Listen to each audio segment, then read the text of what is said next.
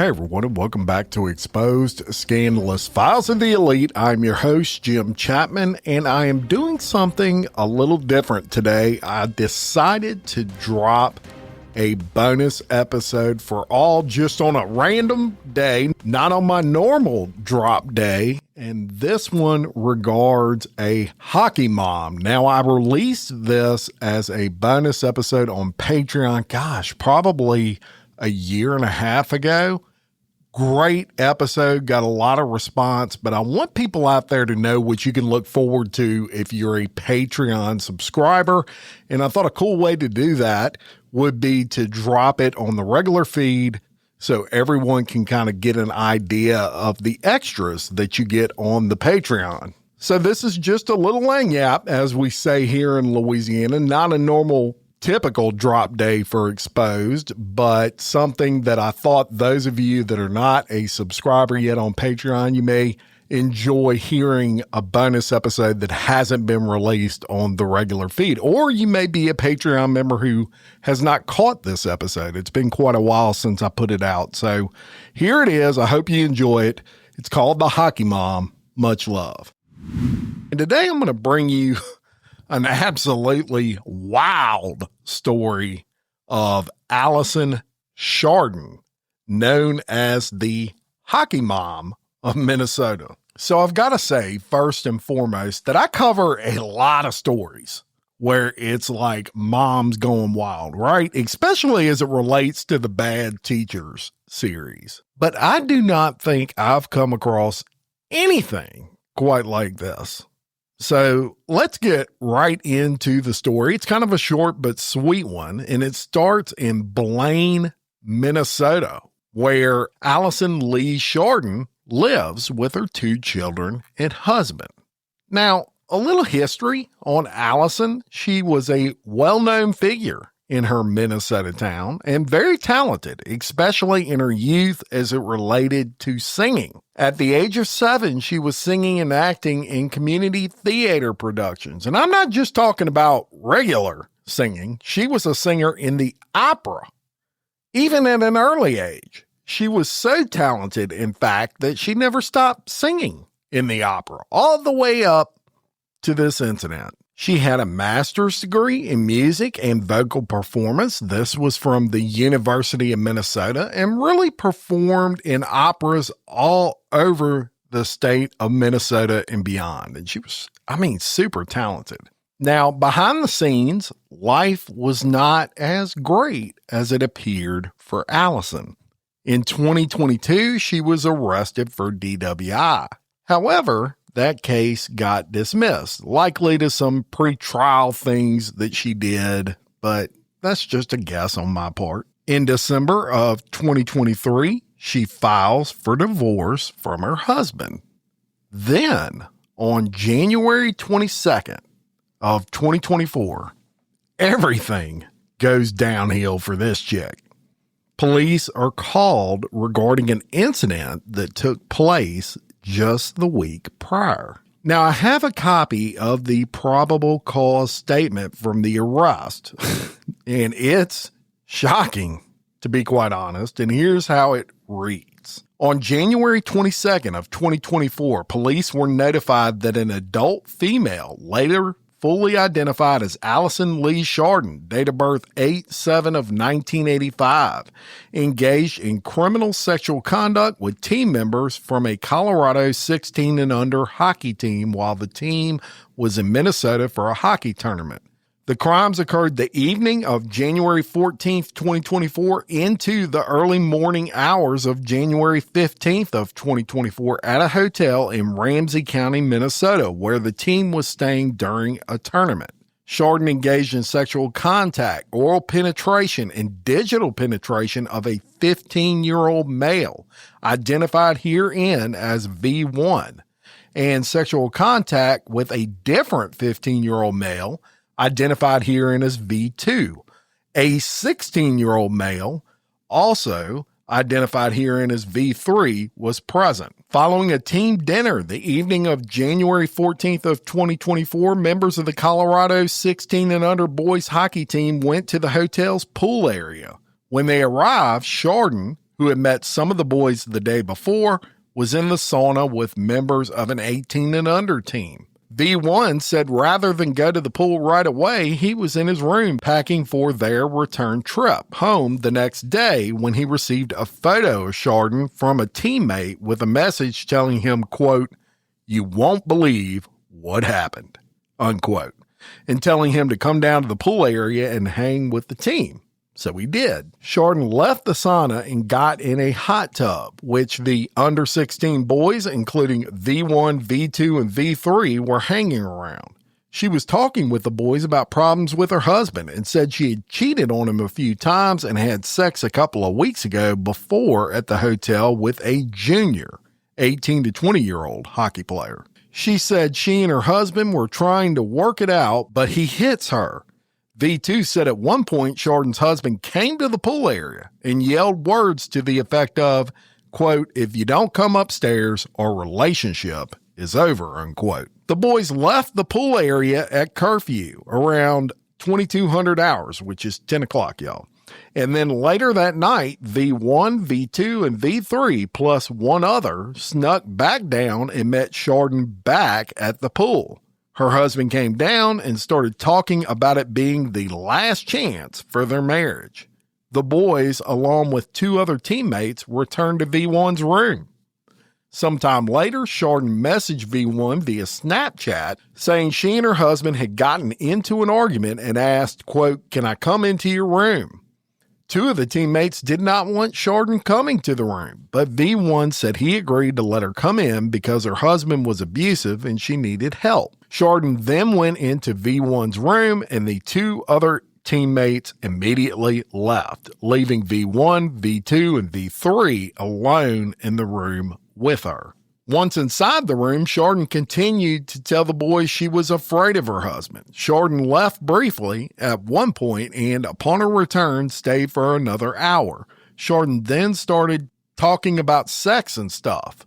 Schardin, V1, and V2 ended up in bed together with their backs against the headboard while V3 was sitting in a chair and then moved to the other bed. Schardin continued to ask the boys sexual questions, including how sexually active they were, and specifically asked V3 what sexual things he liked to do with his girlfriend. During their conversation, Schardin asked each one of them how old they were, and they told her their correct ages. They also told her they played for a 16 and under team. She told them that she was 38 and they were young enough to be her kids. Schardin told V1 and V2 that they could, quote, touch her tits, which they did. While still seated between V1 and V2, Schardin removes her pants. V2 said Schardin told V1 to, quote, explore down there, as she put her hand over his hand and moved it to her vaginal area. V3 said he saw both V1 and V2 touching Schardin between her legs on the vaginal area, but it was under a blanket, so he didn't know exactly what they touched. V3 said that Schardin also kissed both V1 and V2 for a bit, and then asked V2 and V3 to give her and V1 privacy. So V2 and V3 go into the bathroom. V1 said that after V2 left his bed, Schardin performed oral sex on him, which he defined as a, quote, blowjob, with her mouth on his penis. V2 and V3 each said they peeked around the corner from the bathroom and saw Schardin, who was nude, with V1's penis in her mouth.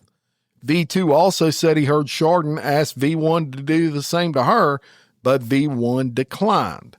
Schardin also asked V1 to, quote, finger her, which V1 said meant putting his fingers in her vagina. He said that happened, but not for very long because he felt very uncomfortable. While Schardin was engaging V1 in sex acts, V2 and V3 left the room. As they were leaving, Schardin asked V3 if he had a condom, which he did not. V1 said he was thankful because he did not want things to go that far, and Schardin was insisting upon them having sex. V1 said that Schardin was saying things like, let's just do more. Let's have sex. We're already here. You already have a 38-year-old woman, a female, in your bed. Don't you want to do more? V1 described feeling stuck in the moment and did not know how to say no. He said that in his head, his response was, quote, not really, but he responded by saying, quote, sure, though he wasn't totally on board with it. V1 ultimately told Schardin that he had to go to bed because he had a game the next day, and she left. The 16 and under hockey team had a game at 12:30 p.m. on January 15th of 2024. V1 said that in between periods while in the locker room, Schardin texted them to confirm they were playing on a specific rink. They did not want her to come, so they told her they had already lost. Schardin walked in a short time later. V1 said they all started getting nervous and he was shaking on the bench at one point because he wanted to leave what happened the night before in the past and she was just trying to follow them. It was really creepy, he said. After returning to Colorado, Schardin texted V1 saying the words to the effect of, quote, I will do or say anything you want, just don't tell the police or report what happened, unquote. V1 responded that he did not want anything from her, that he wouldn't report it, and that she needed to leave him alone. He then blocked her on his cell phone. V1 does not know who made the report to police. V2 provided police with a message Schardin sent him on Snapchat on January 16, 2024 at 1:39 p.m. In the message string, Schardin asked V2 how V1 was doing, saying that she hoped he was not mad at her. During the conversation, Schardin asked if V1 regrets it, and V2 replied, yeah, should I ask him to unblock you? Schardin responded, please, and V2 said, yeah, he does. Schardin then went on to apologize for going to the game and also said, quote, I didn't know he didn't want me to. I feel so bad that he regrets getting his first blowjob, unquote. This chick here. Schardin was arrested and taken into custody on February 1st of 2024. She opted to waive her legal rights and speak with police. Schardin said that she and her husband, along with her 2 children, went to the Cleveland Avenue Hotel in Roseville for a staycation the week of January 13th of 2024. While in the pool area on Saturday night, she noticed there were multiple boys' hockey teams staying at the hotel. She made casual conversation with some of the boys who were around 15 or 16 years old while sitting in the hot tub. Schardin said the next night, January 14th of 2024, she went back to the pool area to get away from her husband because they were not getting along. She went into the sauna where there were several boys. The boys asked her for her, quote, socials, and they exchanged information. The boys also took a photo with her. Schardin said she enjoyed the attention. Schardin left the sauna and went back to the pool where she continued to engage with various boys and exchange social media information. She said that some of the younger boys invited her to their room, an invitation she accepted just to get away from her husband. Schardin said she was in a hotel room with 3 juvenile boys. She admitted to kissing a couple of the boys and claimed they asked her to take her clothes off, to which she initially said no.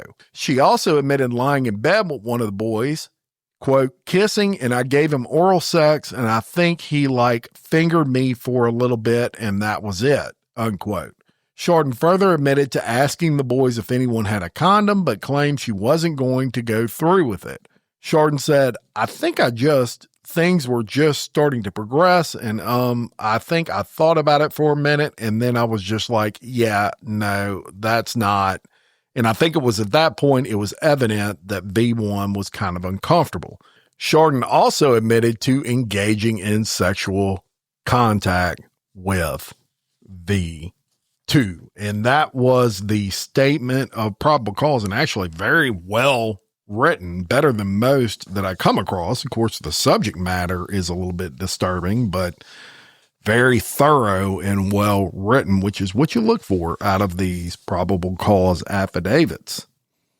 Now, she gets charged with several counts, including 3rd-degree penetration of a victim 14 to 15, and fourth-degree sexual conduct with a victim 14 to 15. And she's placed in jail. She eventually bails out 5 days later. Now, something strange to me anyway occurs on April 14th of 2024, some 3 months after this incident, when her husband and herself withdraw that divorce proceeding. Remember, I told you they had filed for divorce prior to this, quote, staycation.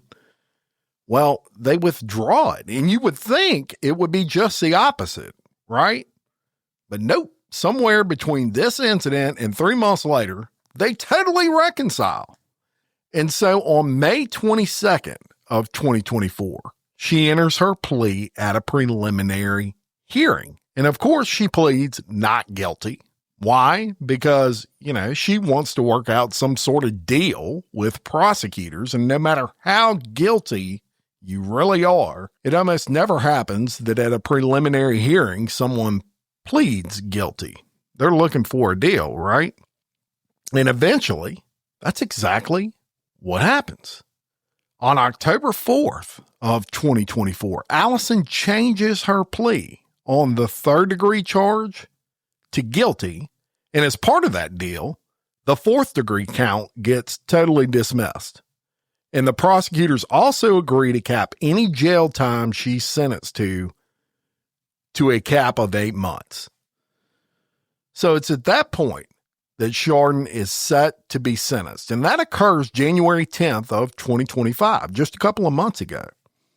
At her sentencing hearing, Judge Joy Barster gave Schardin credit for the 5 days that she spent in jail after her arrest and ordered her to serve 2 more weekends in jail and perform 200 hours of community service.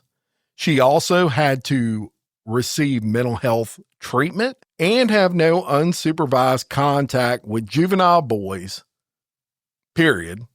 And she must be registered as a what's known as predatory offender in Minnesota for 10 years. Now, ahead of the sentencing, the prosecution actually asked the court in a court filing for an 8-month jail sentence, and they pointed out the defendant's behavior was not a momentary lapse in judgment, that it was clearly planned. Why else would an adult exchange contact information with juveniles she just met at a hotel and then go later to their room? And remember, she left that room and came back. The filing went on to urge the court to treat the defendant's behavior as being no less serious than if the defendant were a man and the victim were girls. If the genders were reversed, there are few who would believe that leniency is appropriate. And that's a quote from the prosecutors, and I 100% agree with them. The filing detailed some of the impact the assault had on her victims. Quote, they have lost friends. They have had to endure whispers and harmful comments from others as if they were perpetrators, the prosecutor said. Both victims were initially suspended from their hockey team, though they were later reinstated after they explained what happened. And that victory was short-lived, however, as team officials decided to cancel the rest of the season. And I'm sure, look, they probably had chaperones on that trip. And I don't know where the chaperones were, but I'm, and they were kind of at fault as well. They're not at fault for her conduct, but somebody dropped a ball in watching these kids, right? So there you have it. I told you it was crazy. Just a wild one there from the state of Minnesota. And I have another bonus surprise for you today. And that's an interview I just did a couple of weeks ago with Emmy award-winning journalist Kieran Chawla. Now, Kieran is the host of Louisiana Unfiltered, a podcast that I produce. Recently, both Kieran and my little rock star podcaster, host of Unspeakable, Kelly Jennings, accompanied me to meet the legend himself, Chris Hansen. Of course, Chris Hansen is the former host of Dateline NBC's To Catch a Predator. Now he does a show called Takedown with Chris Hansen. It's on the True Blue Network. And I'm a consultant with the Livingston Parish Sheriff's Office, who within the past few months, behind the scenes, filming episodes as predators were being taken down right here in Livingston Parish, Louisiana. And I joined Karen on her podcast to discuss just that. And here's that full podcast with Louisiana Unfiltered. If you enjoy it, go check her out, give her a follow. Just search Louisiana Unfiltered wherever you listen to podcasts. But before I play it, I want to truly thank all of you who support me here on Patreon. We are doing some important work, y'all, and I could not do it without the funds generated through all of you supporting the show. I hope you enjoyed this bonus episode for supporters only, my celebrities, and until next time for Exposed Scandalous Files of the Elite, I'm your host, Jim Chapman. Stay tuned. Kieran's coming up next. Much love.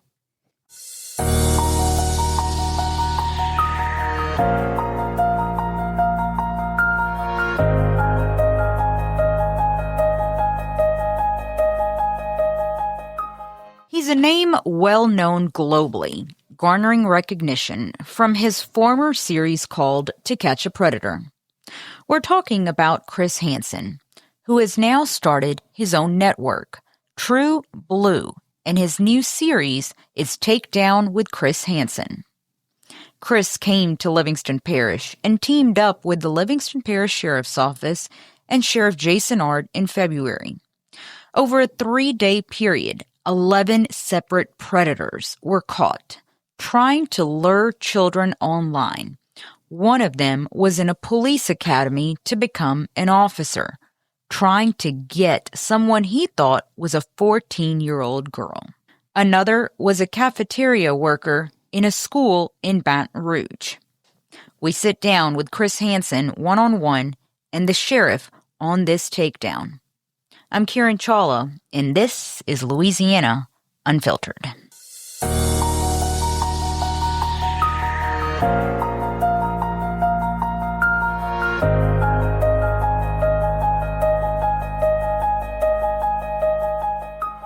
Welcome back, everyone. This week we are joined by my good friend Jim Chapman. Jim, this episode it's interesting because you live and work in Livingston Parish, and now we've got a man who is globally known to catch predators coming to Livingston Parish. Yeah. Chris Hansen is a very well-known figure in the true crime space. He has been around for over 30 years catching predators, which is a pretty amazing stint. And it was really unbelievable, almost surreal to meet him in person and watch him do what he does with Takedown, which is an amazing series, by the way. And Jim, I mean, he kind of gained recognition from his former series, To Catch a Predator, that started in 2004. 100%. So that's really where he became Chris Hansen. It is definitely where he became a household name, for sure. And back then, that was a show that almost a lot of people watched. Yeah. And it was one of those that if you saw Chris Hansen, your day just got really, really, really, really bad. Yeah. And there were some points during this team up, if you will, with the Livingston Parish Sheriff's Office where the predators actually recognized Chris Hansen when he walked out. He has that famous moniker, "Have a seat." Mm-hmm. When he walked out and said that to them, they knew right off, I'm in trouble. Yep. So let's get straight to it. So what we did is a 3-day period. Chris Hansen and his entire team came down and teamed up with the Livingston Parish Sheriff's Office and Sheriff Jason Ard. However, all 11 of these people, Jim, were not from Livingston Parish. Correct. As a matter of fact, the majority of them were from outside the parish and, of course, contacting what they thought was a 14-year-old girl in most cases that was a decoy that was used to lure these men, in this case, into what you would call, I don't know if you call it a safe house or how you would term it, but a house that was set up via the Livingston Parish Sheriff's Office to lure these guys in and catch them in the act. And that's sad. And the sad thing is that sad and scary. Sad and scary because there are so many social networks out there, social medias out there, websites out there that a lot of parents don't even know about. Back in the day, and that's what my interview with Chris Hansen talked about, that there was MySpace. Now there is no MySpace now, but there are probably 50 others out there that are being used to men talking to kids, but then you have gaming. Yeah, that is a really big problem. Yes, that you would never think that your child is playing a game on a computer or on TV or whatnot, and in reality, they're actually talking to someone. So that was the entire purpose of why they did what they did. But instead of the 14-year-old girl, it was deputies or it was Chris Hansen. And in fact, why don't we do this? Let's go ahead and play the interview with Chris Hansen first, and then let's talk about it. What brings you to Livingston Parish? Well, we came in this morning for the Sheriff's Prayer Breakfast and to talk about the sting operation that we did a month ago, where along with the Livingston Parish Sheriff's Office, we went undercover, and 11 men were arrested in the sting who were attempting to sexually exploit a child. And they were men from all walks of life, some involved in the school districts and some involved in, one fellow was actually in the police academy in New Orleans for a time. People from various businesses all had gone online, had a conversation, an illicit conversation with a law enforcement decoy posing as a child, and came over to a location to try to exploit that child. And instead, they met the sheriff's office and me and my crew. Through a combination of reporting on some different stories that had some occurrences in Livingston Parish and through some connections through law enforcement, I had heard that Sheriff Ard and his team had conducted one of these investigations. And as I frequently do with law enforcement agencies around the country, I reach out and try to embed and try to tell the stories of different law enforcement agencies around the country who do these investigations and take part in the investigations. And the hope is by exposing these people, by holding them accountable, by trying to get inside their minds and understand how the mind of a predator works, we can better understand how to protect ourselves from predators of all types. But in this case, to sort of educate parents and children and create a dialogue and awareness that maybe doesn't exist the way it should. So I guess educate me. Talk to me. If a parent is watching this right now, what are the biggest takeaways? Well, I think you have to have a conversation that's age appropriate the moment your child has access to the internet. When I was growing up, the advice was don't talk to strangers. Great advice then, great advice today. The problem today is the guy who's a stranger on Wednesday is so adept at grooming your child, he's not a stranger by Friday. And kids oftentimes are adventurous. They're curious. And the predators know this, and they can play on the vulnerabilities that every child has, every teen has. And so parents need to say, look, if you're approached online by somebody who makes you uncomfortable, or if you're tricked, or if you're influenced in a bad way, you can come to me and we'll sort this out. We'll work together.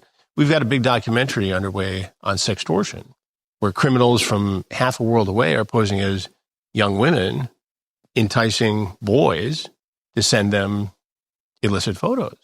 And then they extort these children. And some of these guys, these kids, are great kids who just get tricked, end up committing suicide. And it's a horrible, tragic occurrence.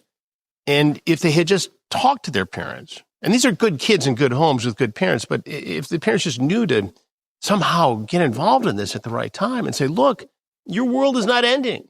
It's going to be okay. In 2 weeks, nobody's even going to talk about this. Grandma's not going to know. Just let it ride out. And parents can go to the National Center for Missing and Exploited Children, and they can get advice on how to scrub some of these pictures and these events off the web so that the children don't have to live with this exploitation. I'm a reporter, so I understand there's a reason we do what we do. Mm-hmm. Why do you do this? Well, I do it because it's important. I do it because, I have the access to law enforcement after 42 years of reporting in this space. And I have a unique skill set, I suppose, that allows me to have this access and to use it to, educate people. But at the end of the day, the reason why I do it is to continue to expose the people committing these crimes. When we started this particular franchise 20 years ago, I figured we'd do it 2 or 3 times. Who's going to show up? 20 years later, 21 years this month, these guys are still showing up. So what does that tell you? This isn't going away. When we started these investigations, we merely had decoys in chat rooms on AOL and Yahoo. Maybe that thing you might remember called MySpace. Mm-hmm. Well, today, the number of social media platforms upon which adults can approach children has exploded. I can't even keep up with it. My team can't even keep up with it. Law enforcement can't keep up with it. So I think it's important work to do. We do reporting in a lot of different areas, but this is something that, I don't see us ending anytime soon. If young people see these shows, hopefully some of this sticks with them and makes them smarter and safer online. And this is not just, predators are preying on children. There are predators out there preying on elderly citizens in financial scams. We work on those stories too. So the mindset of a predator is pretty much the same when you're talking about people who try to exploit children and people who try to exploit the elderly. It's the same mindset. And so the more we can expose this, I think the safer we can make people. You've been doing this across the country. I guess rank Livingston Parish in the last month.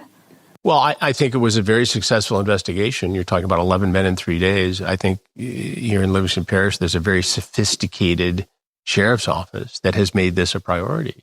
And not every law enforcement agency has the resources and the ability to do this. And so we work with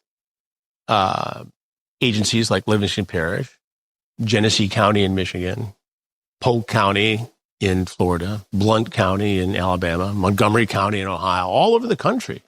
And what we found is even the agencies who have less manpower, less experience in this field, we find agencies with more experience coming in and helping them do this. Because if a law enforcement agency isn't doing this work, they're merely allowing agencies who are to push the problem into their community. Everybody needs to be doing this. Now, you can't do it every day. And depending on the size of the agency, you may do it once a year, twice a year, 4 times a year.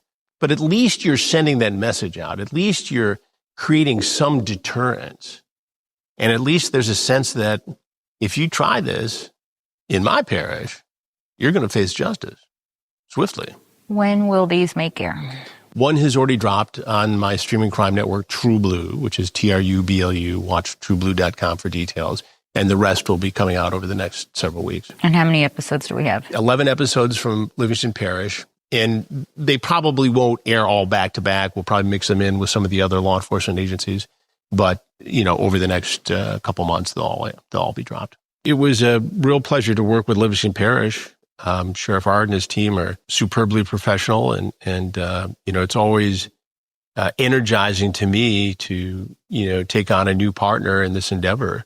And to, work with men and women who are so passionate about this particular sort of investigation. It was a pleasure to do this. So, Jim, he kind of explained the breakdown of this. And to me, one of the ones that he discussed was a guy who had actually enrolled in a police academy. Yeah, in New Orleans. In New Orleans. But to me, and number one, that alone is worrisome. You've got somebody who wants to be a police officer.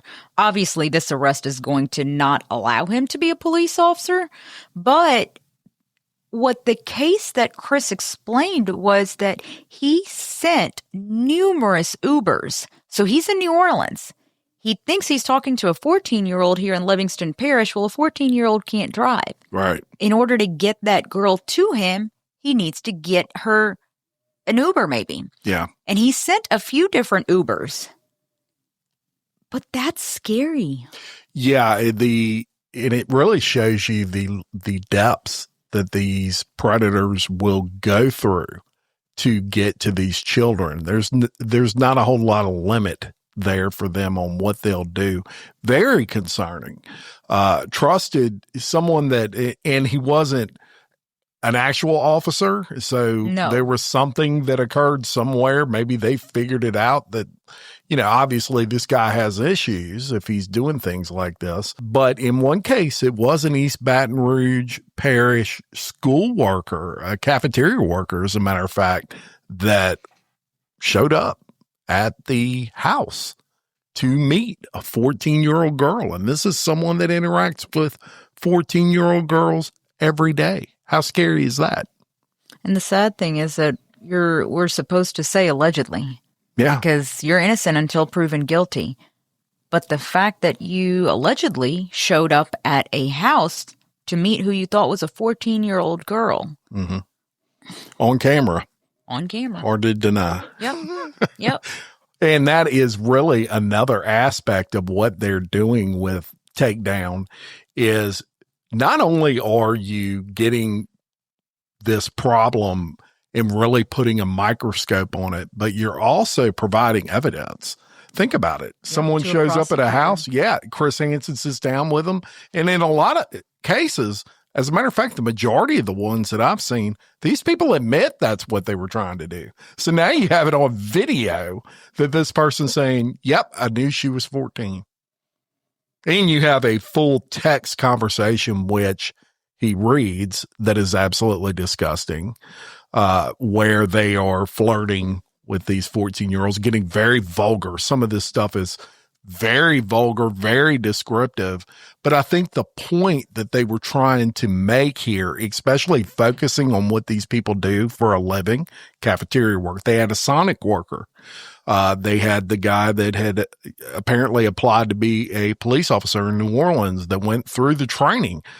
They focus on those because they're trying to alleviate the perception that it's a certain individual that does this. It's not a certain individual. It could be your next door neighbor. That's very true. I mean, think about it. Your child goes to a school. You think that's a safe place. And then they're going to eat. Even if they take their own lunch, you still have to go to the cafeteria and eat. Meanwhile, at least you know that your child is actually being scoped out. Absolutely. And obviously, the vast majority of these workers at these schools are great people that would never enter their mind. And schools do take a lot of precautions in order to kind of weed out people that they might feel would be a risk in that respect. Yep. But 11 people over 3 days, you could not. That's a lot. It's a lot. To me, the biggest takeaway from my interviews with both the sheriff and Chris was that for the parents out there, that with the way technology has advanced, and Jim, you're a dad. Yeah. And as a parent, did you know all the things that you need to be looking out for? I was aware of the possibility of these things, but let me tell you, I had a similar situation in my household with that. You really have to pay attention. And I'm definitely more of a strict parent than probably most. I mean, I was the guy that, sleepovers didn't happen a whole lot with my kids. And it wasn't that I didn't trust the other parents. That's the way we operated our household. That being said, there was a time where we found some phone numbers on a cell bill we did not recognize from another state, and a guy was pretending to be a kid and texting with my daughter. Oh. She She was 14 years old. Yeah. That didn't go over too good for him. So it happens. It happens no matter. We did, but we could have caught it too late. And yes, we were perceptive parents that went over that phone bill. And the second we saw something we didn't recognize, it was grilling. My daughter assumed she was talking to a kid. This is just a kid that I met while playing these games on an app of some sort, and just an innocent app, a kid's app. It was not a kid. And so those things can occur even to parents that take what they feel like are the most precautions they can possibly take. Short of taking that cell phone away, it can happen. And times have changed so much that I know I'm only 21, but when I was in high school, we didn't have cell phones. Yeah. I mean, they were coming in towards the latter part. Not everyone had it. Now every child has a phone, and you don't wait till you're in high school to get a phone. You have a phone probably in, 6th, 7th grade in case a parent needs to get in touch with you on, I'm finished with practice at, I don't know, baseball. It is normal parts of society now. Well, but having this phone in your hands is also a bad thing because now you're texting anybody and everybody. And yes, Jim, there are people out there who say, well, the kids have changed also. They're a kid. Right. You're an adult. Yeah. It is your responsibility to know right from wrong. 100%. And educate your kids. Don't be scared to sit them down and say, hey, look, they got bad people in this world that have the worst of intentions with you. And this is what you need to watch out for. This is what is not acceptable as far as communication is concerned. I think education is kind of where it starts now. We've all been kids. We've all been young. And that's just mom and dad being overprotective. Mm-hmm. And most kids, that's what's going to cross their mind. But at least they're cognizant that there's a possibility of that. These predators are not stupid in a lot of cases. They make stupid decisions, but a lot of them are not dumb people. They figure out ways. They figure out very innovative ways to communicate with kids. Words with Friends, when it came out, was huge for communications between these predators and kids. They play Scrabble with them. It's Words with Friends, right? And there's a little message button on there, and that's how they would communicate. And these were people from all over the world that nobody was familiar with. You hit a button and it sets you up to play someone. And that's how the start of that began. Now, the Roblox of the world and all these sorts of games, every one of them has a message function where you can communicate with people you don't know. You don't know how old they are. They might be telling you they're a 14-year-old guy. Or a 13-year-old. No, you don't. And when you're a 14-year-old girl, you don't even think an adult would think that way. And if I am that adult talking to a 14-year-old, all I got to do is Google a 14-year-old picture. Yep. And send that and say, look, this is who I am. How does that person know who this 14-year-old is? They don't. If I just went to a park around town and took a picture of a 14-year-old or from anywhere, grabbed a picture. Yeah. But to me, Jim, the biggest and most important part of this interview was, what do parents need to take away? Yeah. In fact, let's take a listen to my interview with Sheriff Jason Ard, because that was one of the most important things I asked of him. Okay, Sheriff, how did all this come about? Well, it actually started whenever we ventured off into partnering up with our Attorney General, Liz Merle. We had some of her crew with the ICAC task force came and visited me about coming on to their program. And it kind of helps to have field detectives that are familiar with it. And I actually had one approach me and one of my captains, and we joined the task force and started getting training and learning a lot about how this networking, if you want to call it that, is working, and these predators that are out there seeking our children. And we just kind of started jumping off into it, and that was about a year and a half ago. I had actually one investigator, and today I have 3. That's how fast it grew.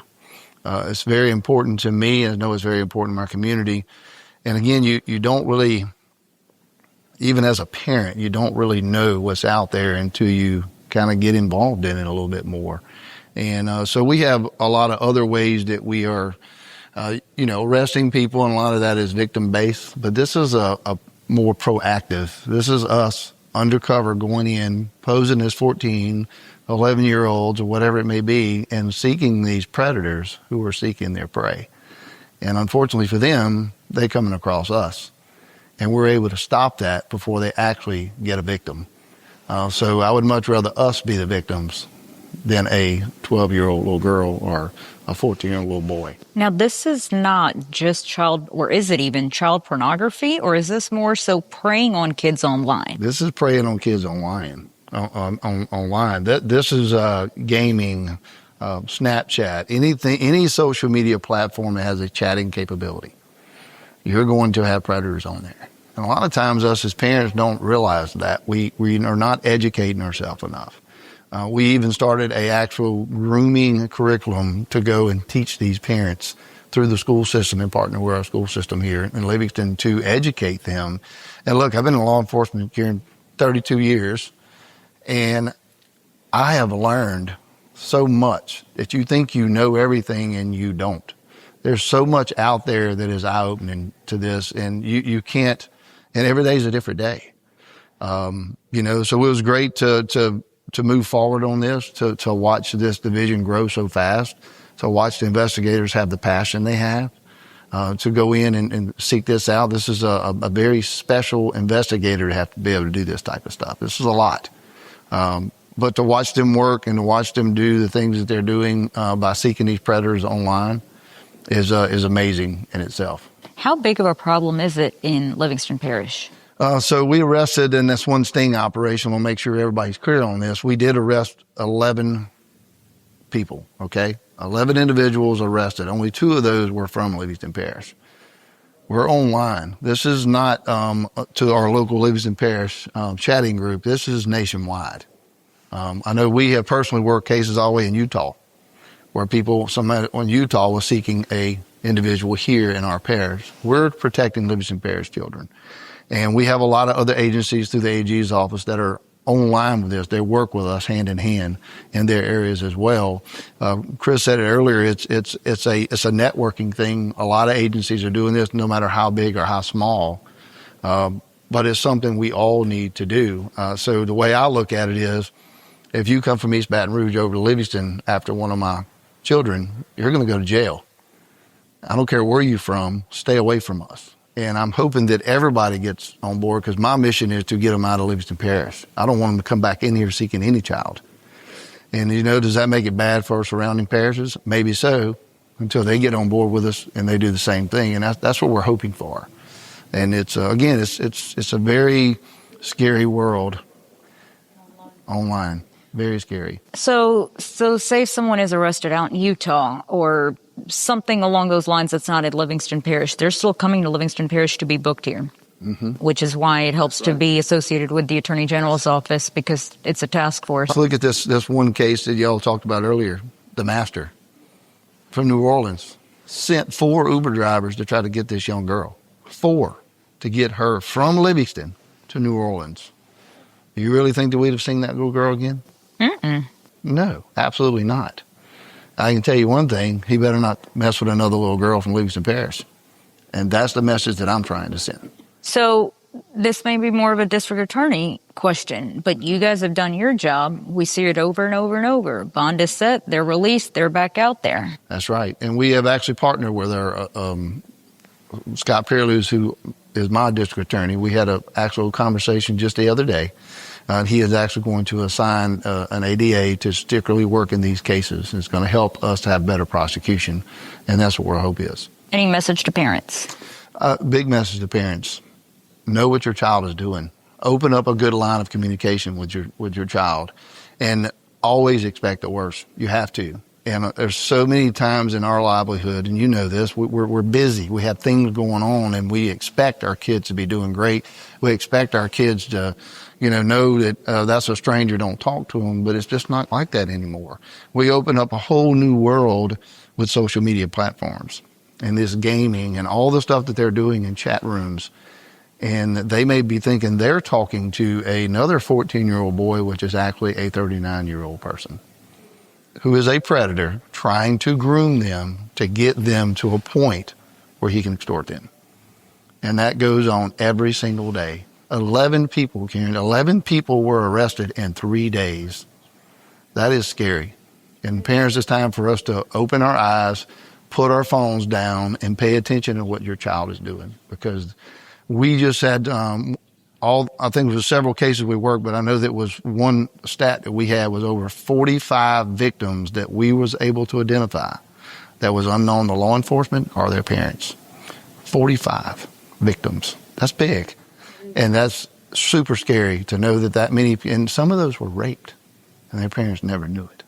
If there is a victim out there, if there is a parent who feels or suspects that their child may be a victim, what do they need to do? They need to contact us. We have resources that we can help them. And again, we want to make sure that, that's just so much on a child. It really is. But we want to reach out to the sheriff's office. Call your local authority. Call the AG's office. They have a great program as well. And do what you can as a parent and get up in your kid's business. That's what you need to be doing every day and expect the worst. That online predators are real. So some very important takeaways for parents, and we can't stress it enough. I mean, you just gave a prime example that a parent, what's the phrase we say, that you should always have plenty of tools in your toolbox, even if you don't need them. This is how I kind of associate this with that. As a parent, you need to know this is out there. And you need to be vigilant. As the sheriff said in that interview, as parents, you have to have those conversations. Be nosy with your kids. There's a lot of technology out there now, parental controls, things like that. Take advantage of those. Use them. Learn about them. I know technology is vast now, and a lot of, especially maybe the 40 to 50-year-old crowd, isn't as caught up with that technology as the 20 to 40 crowd, but learn it. Because there are a lot of things you'll probably realize as far as the access to your children that you didn't realize prior to educating yourself on these communications they're having. And Jim, I'll even go as far as to say it could mean the difference between life and death. Absolutely. The sheriff kind of leaned to that about this interview with the guy who was in the police academy, that he kept on sending Ubers. And in fact, this came out of both interviews, that one of the Uber drivers, because think about it, the Uber driver is showing up and it's police at the house. So he's probably saying, well, wait, I have nothing to do with this. I thought I'm just coming to pick up somebody. Yeah. So the Uber driver wanted to cooperate. So he actually called the I don't know the guy's name, but the dude who was in the predator. Yeah. And so he calls him and says, hey, this is a young girl. She's only 14. I don't think I should be bringing this person. So he basically canceled that Uber and ordered another one. So now you can't sit here and say, oh, I didn't know she was 14. And I believe he said that in the show. And obviously when these shows make air, you'll see this. But he tried to claim, well, I didn't know she was 14. And Chris Hansen came back with, you had an Uber driver call you and say she was a young girl. Yeah. So you can't come back and say you didn't know. You knew. You just kept on and on and on and kept trying. And Sheriff Ard basically said that had there actually been a 14-year-old and had she been transported to New Orleans, what's the likelihood of that girl coming back? Yeah. And he said it, 0. Probably 0. It was 2 or 3 of these guys that were undocumented. So if they disappear with a child or a 14-year-old for that matter, there's no tracing those guys. No. This happened. Yeah. Right here in Livingston Parish, Louisiana. And if it's happening in Livingston Parish, it's happening in all of our areas. It's happening next door to you. This is not a scare tactic. We're not trying to scare parents out there. We're really hoping that, and it's not just a parent. Educate parents is what we're doing. But Jim, it's not just a parent. It takes a village to raise one child. So if you've got kids coming over to your house and something seems off, maybe do the right thing and tell that mom or tell that dad or tell somebody. Yeah. And the other thing I'll stress, and I mean, again, as a reporter, I have covered some extremely heinous crimes. Watch where your kids are going as far as staying over. Kind of like you said, you were strict in that sense. I remember growing up, my mom and dad always made it a point that whoever you want to spend the night with, they can come to our house. Yeah. They didn't want me going to them. Yeah. And yeah, the child in me did not understand that. The child in me was like, why? My parents are they're not cool. You do. But now I look back, Jim, and it's like, thank God. Thank God my mom and dad actually did that because, yeah, I trust my parents with my life. But if something's happening, it would happen in my own home. Yeah. And that was then. Imagine now with the technology, what it is now, the ability not only to communicate with kids, but also to see their location. When these kids are on Snapchat and they're talking to someone and they don't know who they are, okay, they can see exactly where they're at on a map. Makes sense. If those communication services are on. Good tip. Another good tip. There are apps out there like 360, Home 360 or whatever it is, where parents can, you have to be linked on that account in order to share locations. Certainly, I would recommend that. But you don't want your child to be playing a game and somebody see their location. That's scary. That is scary. And it's almost on every game you play. You can share that. So some of these predators, Jim, were actually from Tangipahoa Parish. Some were from across state lines. Yeah. But again, that's how easy it is, because if you have one of these in your hands or a computer, state lines means nothing. Means nothing. Not only state lines, even globally, you can be talking to somebody in Europe. Yeah. And they fly in with hopes of trying to meet you. Yeah. I've seen an episode that Chris Hansen did on Takedown where a guy came from 250 miles away to meet with a kid and had bondage equipment in his vehicle.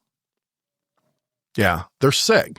When you operate like that and you have those kinds of thoughts, there's not a whole lot of limits to what you'll do to get to a child. No, it's scary. It is. And at the end of the day, you called it the right word, sick. It's sick. And now, so let's go further, Jim. Sheriff's office makes the arrest. Chris Hansen has it all on video. And in fact, he walked away with 11 episodes recorded on True Blue. Those are all going to periodically be coming out. Yes, they're not going to be 11 episodes straight. They're going to mesh them in with probably other cities that they go to. Yeah. But over time, you will see 11 episodes. So you can watch those on True Blue. But those 11 were recorded with the help of the sheriff's office here in Livingston Parish. Yeah, they were. And shout out to LPSO, Sheriff Jason Ord and his team. They really, if you watch these episodes, the first two are actually playing right now on True Blue. If you watch these episodes, you can see how professionally this was done. There were a couple of scenarios where these guys ran and they were caught. And they were caught quick. Very quick. Very quick. They didn't get very far. Nope. And look, I was proud of them. Flip-flops falling off. Yeah, flip-flops flying and everything. And so it was something. It's actually entertaining to watch. It's a very well put together production. And but very proud of Livingston Parish for getting on the forefront of that. Chris Hansen hooking up with Livingston Parish Sheriff's Office and taking 11 of these guys off the street. So let's move further, though. You have the Sheriff's Office who makes the arrests. You have Chris Hansen, who's pretty much catching it all happening. But after that, the case needs to be prosecuted. Right. So this is where Scott Perilou, who's the district attorney for Livingston Parish, he and Sheriff Ard had a big press conference last year, I believe. And granted, that one was about drugs, that they're not going to tolerate drugs in Livingston Parish. And if they come to the parish, be prepared. Right. This one is very similar to that same message, that the prosecutors and the DA, they stand ready to do their job. But it's kind of like what you said. When you have a confession on video, not audio, because audio you could still say, that's not me. Yeah. It sounds like me, but it's not me. When you have a video pretty much saying, I did it. I knew they were 14. This is what I wanted. It's kind a prosecutor's dream. Deal. Yeah. It's, a lot of cases are plea bargain. And it's sad. I cover a lot of true crime cases and I see it. I see these cases where I'm like, why did they plea bargain this? They had all this evidence. But the fact of the matter is, the more evidence you have, the less these people have at a bargain, a plea bargain. Plea bargains were designed because prosecutors maybe lacked a little bit of, maybe their whole case was circumstantial, which you can get a conviction on a circumstantial case. It's just very hard. But maybe they can get these guys, hey, and, instead of life in prison, we'll give you 40 years if you'll agree to do this, because they're worried about convincing an entire jury of someone's guilt. In this case, you couldn't wrap this in a gift any better and hand it to the prosecutor and say, here you go. And I'll tell you what, I haven't seen all 11 of these episodes yet, but the ones I've seen, they admit to it. Yep. And I'll even add this. I mean, we've spoken to Hiller Moore, who's the district attorney in East Baton Rouge Parish. The truth is, there's so many cases coming in. You have a limited number of prosecutors. So the backlog is so intense that you have to please some cases out. Right. Well, when you go to one of these men and say, listen, I got this, and this against you, so I'll take you to trial. But more than likely, you're going to lose. So we can go ahead and call it quits and you accept this plea deal right now, or we take you to trial. Right. Exactly. And, don't forget that Louisiana and specifically Livingston Parish, which is the first, if I'm not mistaken, the first parish to actually do this, but chemical castration. Mm-hmm. Now, hopefully that'll do some good with swaying some of these sick individuals from trying to access our youth. And we even had that prosecutor come on and talk about why he chooses to use chemical castration. Yeah. I think it's a been great used episode. 3 to 4 times here in Livingston Parish alone. Brad Cassio. That's who it was, yep. And he's got no shame in his game to use it over and over and over again. But his district attorney also allows, very tough prosecutor, but his district attorney signs off on it as well. So the message is very clear in Livingston Parish, and you just heard the sheriff say that in his interview, that's really the message he wanted out, that don't come picking on kids in Livingston Parish. I agree 100%. And I could not be more proud of everybody involved in doing this. I think that it puts a national spotlight on what we're doing locally to curb this problem. Yep. And it also, hopefully, our listeners, if you're a parent or you've got a nephew or a niece or anybody, a neighbor's kid you're just in love with, make sure you kind of equip yourself with some of this knowledge. Parents can catch it. Just make sure you go behind your kids. And, 9 times out of 10, this won't happen personally to somebody. But you don't want to be that 1 out of 10 that it does. Mm-mm. And anything you can do as far as educating yourself will help. Absolutely. Well, Jim, as always, we appreciate you coming on and it's always fun having this discussion with us. And for those of you who don't already know this, Jim Chapman has many of his own podcasts, from local leaders to the latest one, which has just gone so well for you, is Exposed. Exposed, yeah, that's a fun one. Yeah, it's a fun one. If you're a true crime fan, you'd love Exposed for sure. Yep. We talk about scandals and things of that nature. So go take a listen to those. And for our listeners, as always, we appreciate you joining us. Don't forget to leave us your reviews, subscribe, tell your friends and family. And I'll say this again, Jim, I have people who come up and say, we love your podcast. And you know this, that I still get taken aback by that. Like, it makes me realize, okay, well, what we're doing is working. So I appreciate y'all's feedback. Keep it coming. And as always, we appreciate you listening, and we will see you on the next episode of Louisiana Unfiltered.